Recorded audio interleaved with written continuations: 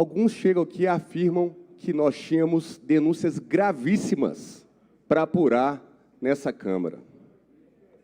Por que a gente não votou? Foram 90 dias de processo de cassação. Por que não votou? Foram várias pessoas ouvidas. Por que não votou? Então, se é tão relevante assim, tinha que ter votado. Mas aqueles que estão falando isso preferiram não votar. Agora, fala sério. Depois de tudo isso, a gente vai abrir mais um processo de cassação para passar mais 90 dias e certamente ter um desfecho similar? É isso mesmo? Porque a questão não é o que vai andar ou vai deixar de andar na Câmara, não. A questão é que tem um grupo que começou a ser desrespeitado aqui dentro por meio de quem está mandando lá de fora do Poder Legislativo. Porque o prefeito tentou e está tentando interferir, sim, na vida política dessa casa.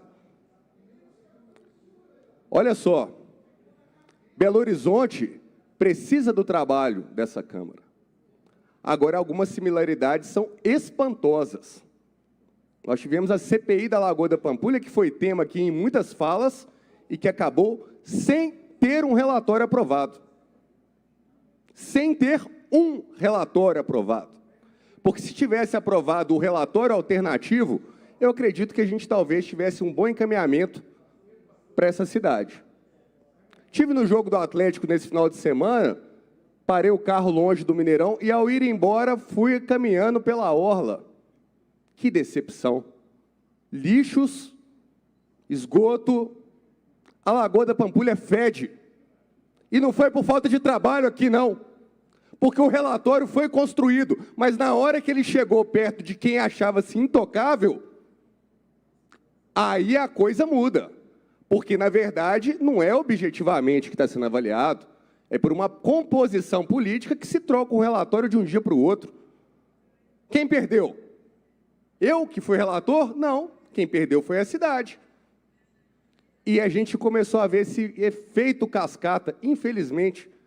Colegas que deram a palavra e não cumpriram, pessoas que mudaram de lado de um dia para o outro, tudo aconteceu. Mas se a gente tivesse sido pautado, de fato, pelas coisas que a cidade precisa, talvez a gente não estivesse vivendo esse momento.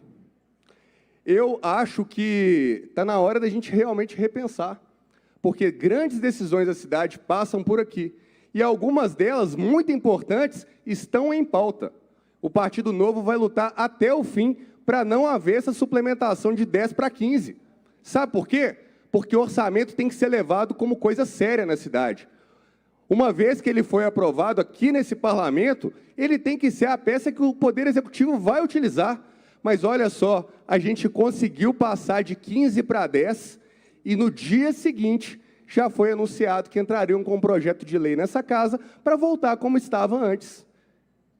Tem obstrução, sim.